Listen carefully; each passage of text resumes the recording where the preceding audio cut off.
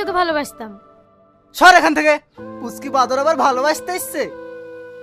আমি বড় না বলে সালমা আমাকে ভালোবাসলো না, আমি বাগানেই মরবো।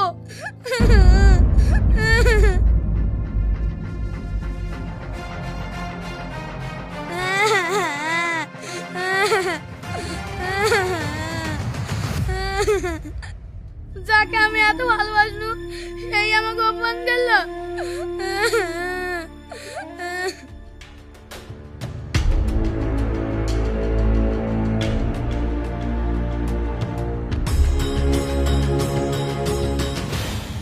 এইটা কি ঘরের মতন লাগছে?